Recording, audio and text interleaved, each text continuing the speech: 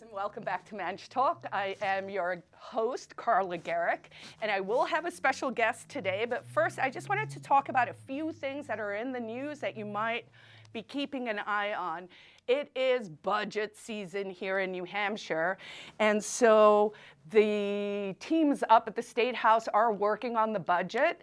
You know, sometimes you wonder, if we're such a low-tax state, how do we actually fund the services that we do provide and that the state provides? And this budget season looks pretty tight. You know, we're talking about a $15 billion budget. For people who've been in the state for a long time, I actually remember back in 2010, under the leadership of Speaker O'Brien, we cut the budget by $1 billion. This one looks like it's going to be in the $750 million range, but fees are going to be going up, and that is probably something we have to keep an eye on. Why are fees going up? Because no one in New Hampshire wants to raise taxes. So the fees that we're talking about are things like inspection fees, usage fees, I don't know, road, the gas tax, although the gas tax is set at 0.22 cents, and that hasn't gone up in almost 20 years. They're not putting it up this time, but probably also something we need to keep an eye on. So running the government's expensive. The money has to come from somewhere.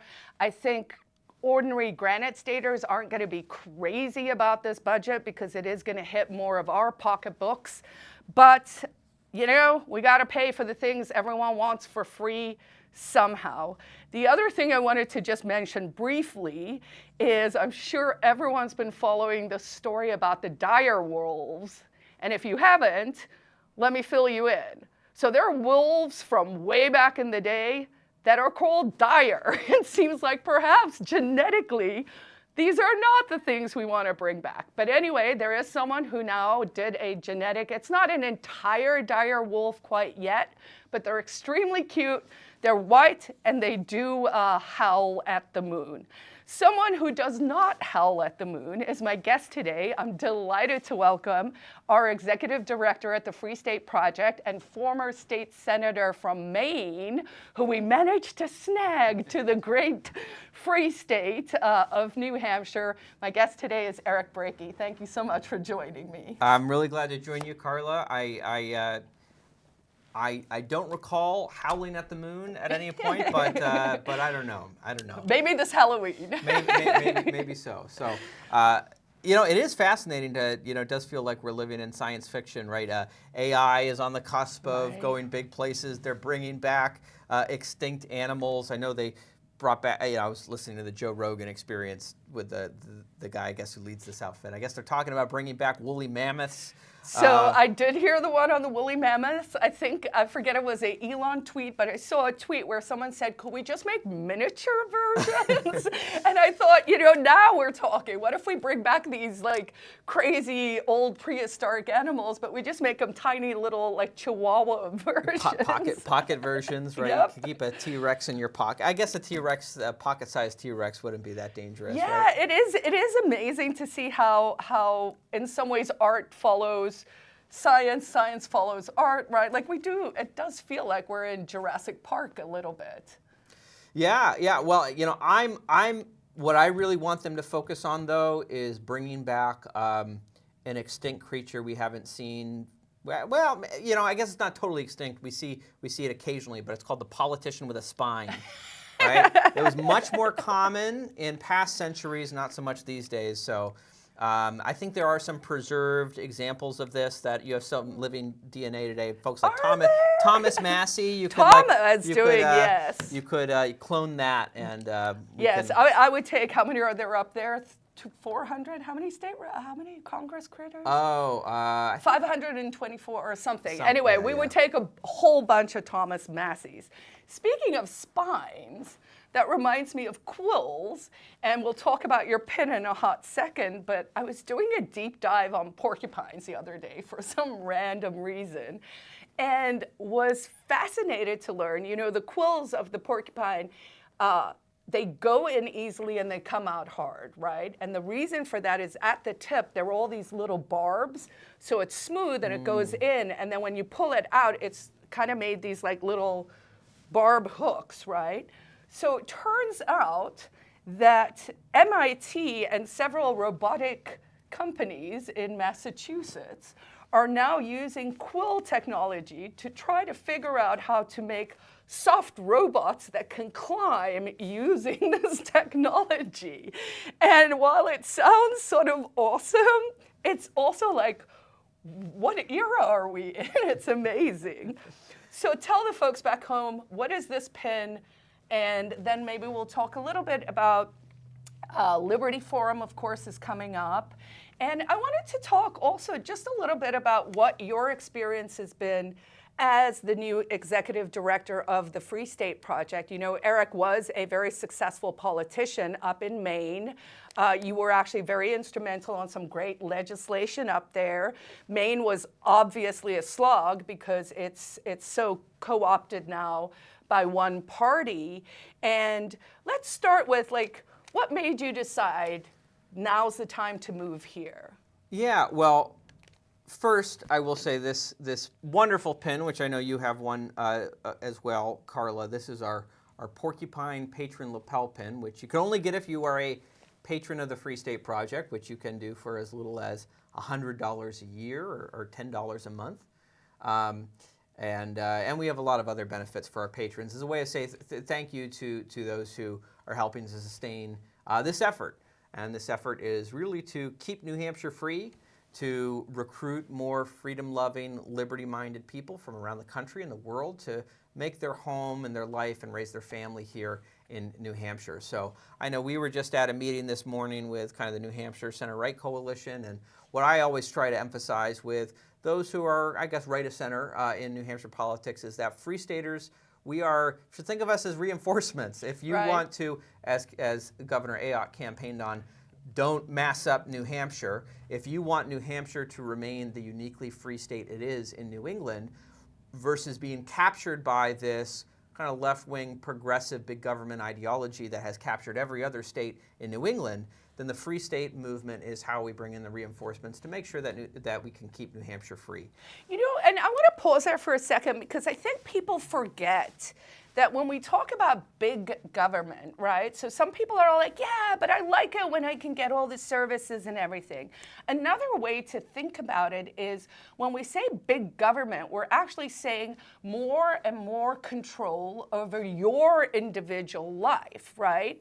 So instead of kind of thinking about it like, oh, it's this nebulous thing out there and oh, big government, maybe I'll need Medicaid one day.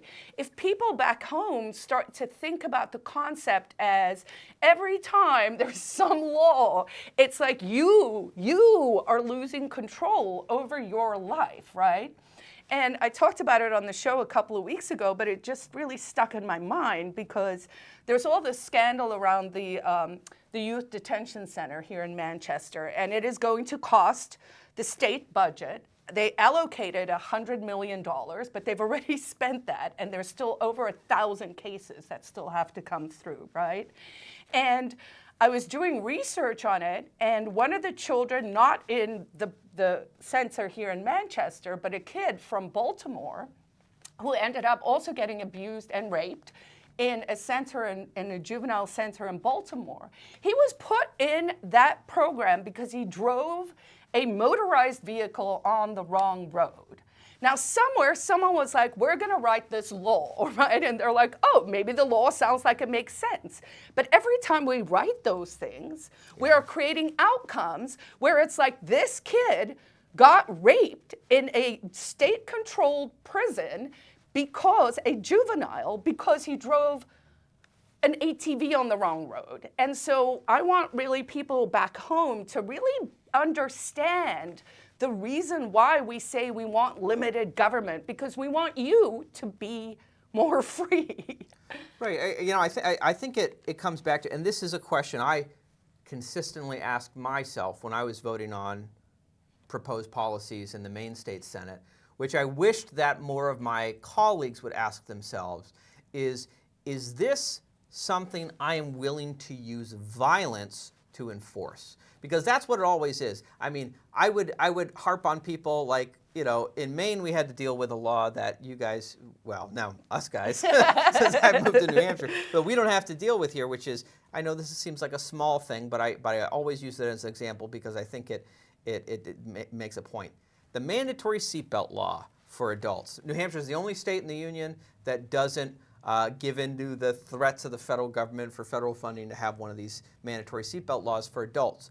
And what I would always say is, look, I like seatbelts. I think people should wear seatbelts. I think it's smart to wear seatbelts. And you wear one, and I wear one, right. even though we're liberty people. Right, right.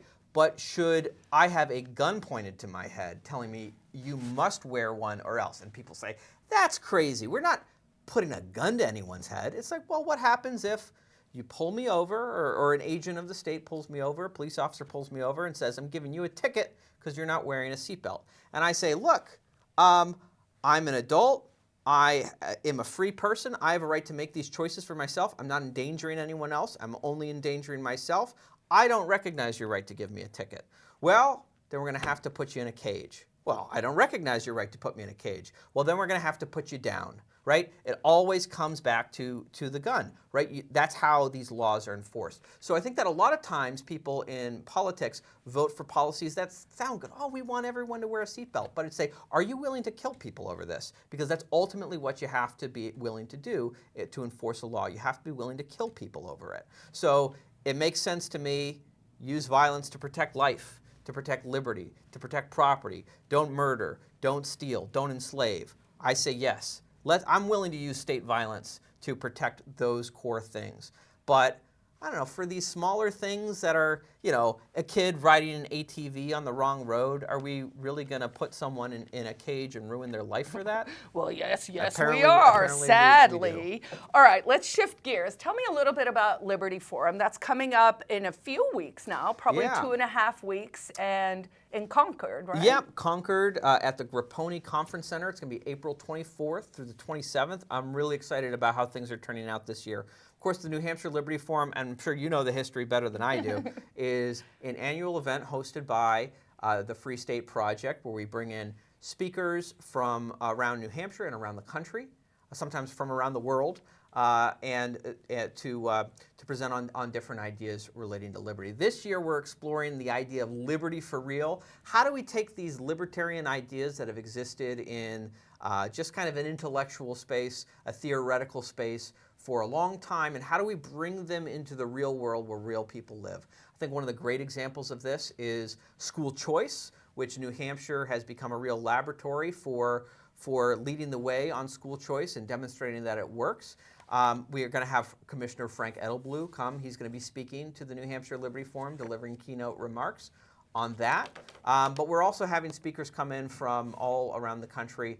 I'm excited that Jeff Deist, the former almost a decade, he was the president of the Mises Institute of Free Market Economic think tank and education center. He's going to be speaking about how libertarians, you know, what's the opportunity and what's the danger in kind of Trump 2.0? How do we kind of seize the moment there to advance our own ideas? Yes, tariffs, not libertarian. Lily Tang Williams will be speaking. I believe she actually just today announced that she's running again for Congress. Oh, wonderful. For the 2nd District. Okay. And just to update for folks back home, so Chris Sununu did say yesterday he will not be running. That is a personal decision based on sort of his family and his wife who are not keen for him to do that. So he's out of the race. Pappas, of course, has thrown his hat in the ring already. And I think you're talking about Lily running for her old seat, right? She said she's running for the 2nd District just like she did 2 years ago. I think that's a smart decision. So in terms of the seat that's opening up, because Shaheen's not running again, it's going to be interesting to see who's stepping in there. I know people are talking about Brown from the Seacoast area. He was sort of someone who had run in Massachusetts and then came up here. So yeah, that's going to be. I will say I think a lot of people hoped that Sununu would run. I will say I don't know Sununu very well. I just moved here, but It seemed like he signed a lot of good libertarian policies, even as he complained about libertarians in the legislature. I do respect and appreciate that he is making the call early, Yes. right? I experienced 6 years ago when I ran for the U.S. Senate in Maine, or was it 6 years ago? I don't know. Time goes on. I know. 7 years ago. Political time is also a different beast because it constantly just is going. Yeah. Our former governor in Maine, Paul LePage at the time, was flirting with running too, and he was this kind of perpetual will he or won't he, and it made it really difficult if you were kind of a less known candidate to try to get traction and build support if the former governor is kind of hanging out there saying I might do it, I might not, and dragging it along. So while I think many hope that Sununu would run, I think he would have been a favorite to win.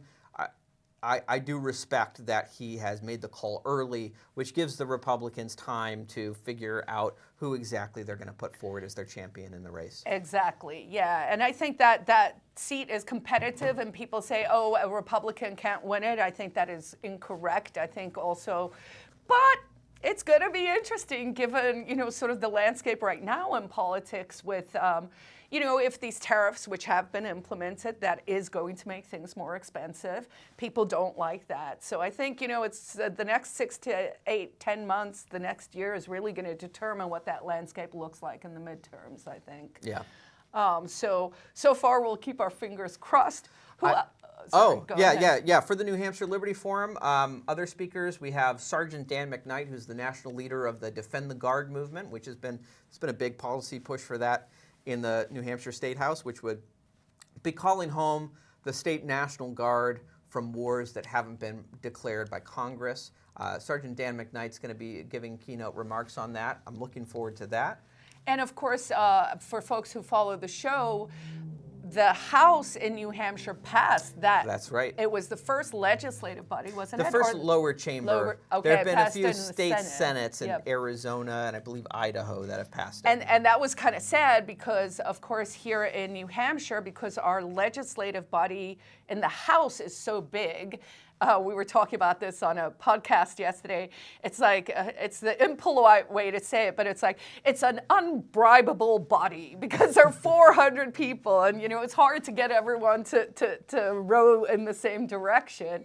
But the Senate, of course, with 24 senators here in New Hampshire, is oftentimes where good bills go to die. And with the National Guard bill, it did run into hassles there in the Senate. In fact, I heard that, star generals were coming in and people were scared, to do it. But it'll be fascinating to hear from Dan. Yeah, we're going to have a great conversation about strategies for getting Defend the Guard through state legislatures. So Sergeant Dan McKnight will be there as well as some of our local policy champions on that. And, a lot of the state reps, I think Keith Emmon might come. Keith has been working on a lot of the nuclear bills, a lot of the Bitcoin bills. There is a bill up at the House now to start a reserve fund in Bitcoin, so to start to do part of the state reserves. Yeah, and that's what he will be speaking about. Wonderful. He'll be speaking about his legislation for a strategic Bitcoin reserve for New Hampshire. So that'll be a fascinating talk, and that'll be right before Bruce Fenton, former candidate for the U.S. Senate and a kind of leader in the Bitcoin revolution, not just in New Hampshire, but globally. He's a leader in that. He'll be speaking as well. And I just do want to mention for any who are interested so far, we've whetted your appetite with some of the great speakers who are coming out. Tickets are on sale now at nhlibertyforum.com. And I will say tickets are selling quick.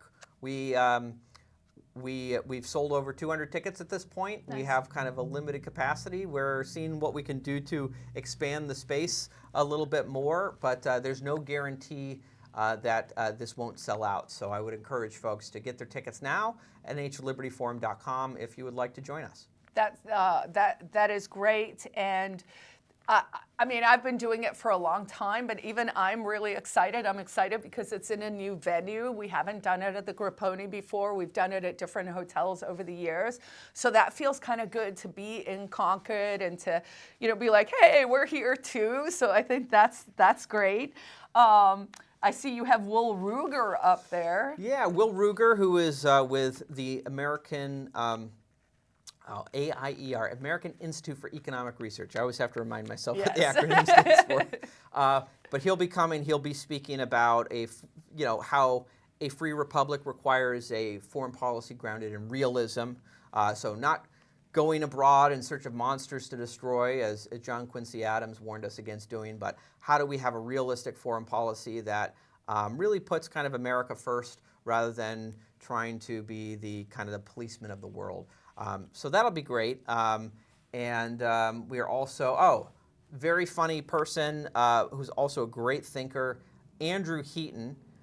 He works with Reason now, Reason Magazine. He does a lot of funny videos for them. But he's actually coming. We're going to be doing a Soho Forum debate. I'm going to be debating him personally. We're going to be debating whether liberty-minded people should focus on reforming Washington, D.C., the position that he's taking, or building liberty for real societies closer to home, focusing on the state legislatures, focusing on local government.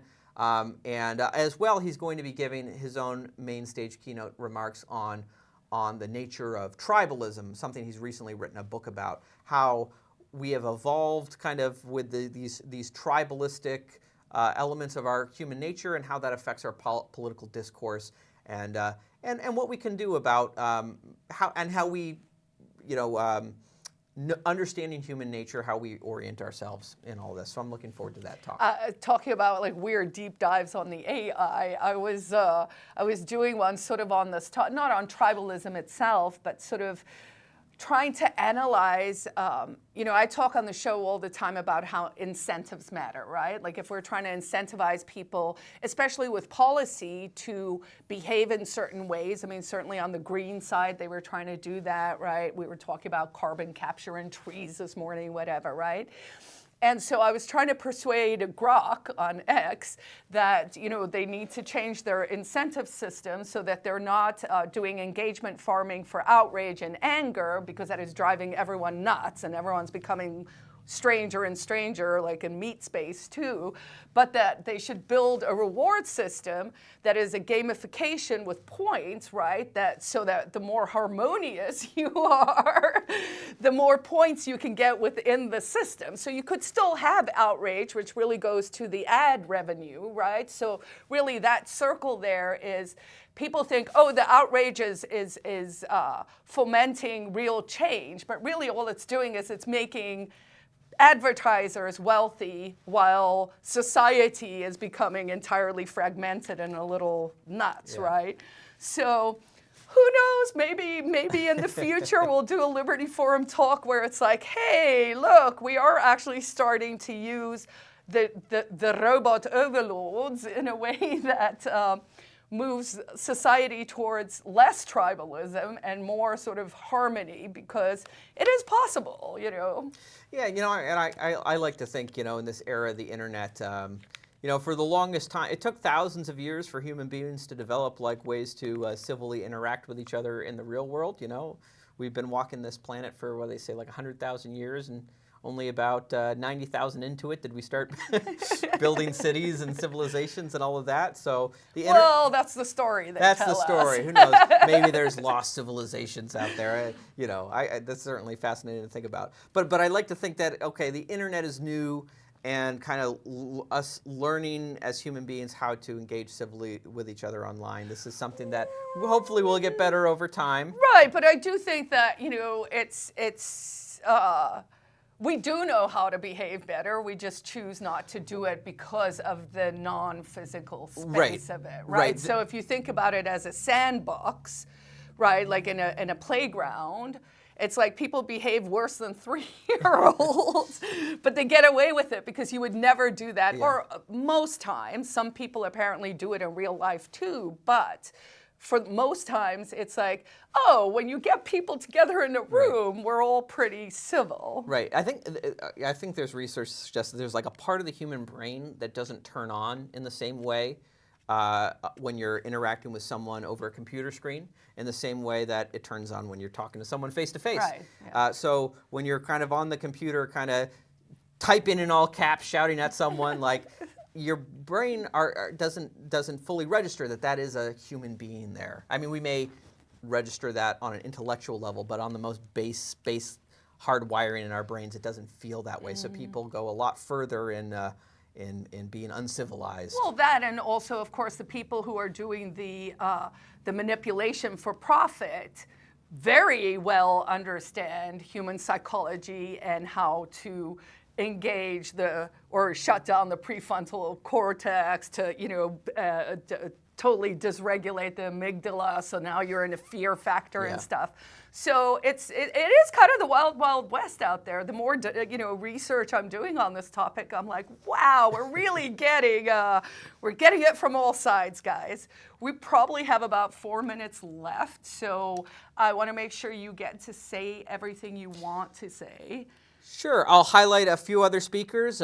Former Congressman Dana Rohrabacher is going to be a keynote speaker. He's going to be talking about the work he did in Congress to defund the federal war on cannabis. Nice. That's going to be a great talk. I know that is one of the few areas of liberty that some of the other states around us are better off than New Hampshire. We lead on almost everything else, but I'm very proud of the policy work I did on cannabis policy in Maine, and I think there's a few things New Hampshire could learn from that. It is interesting because I saw a poll, I believe it was Jason Osborne, who's the majority leader up in the House. He had put something up, it was just one of those internet polls where it's like, should we be taxing vices or virtue, right? And of course, vices was getting all of it. But when I was talking about these fees that are going up, that is definitely a place where New Hampshire is looking to make up funds, right? So it's the lottery, it's the lottery money goes to the EFAs, and we will be talking about EFAs and education freedom accounts and school choice and charter schools and micro schools and nano schools and nano brews and all of that good stuff at Liberty Forum. So that's nhlibertyforum.com if you want to get your tickets. We got the 1 minute warning, so tell everyone what you want them to know. Come to Liberty Forum. We would love to have you there. We've got over 200 folks coming. We'd love to have more.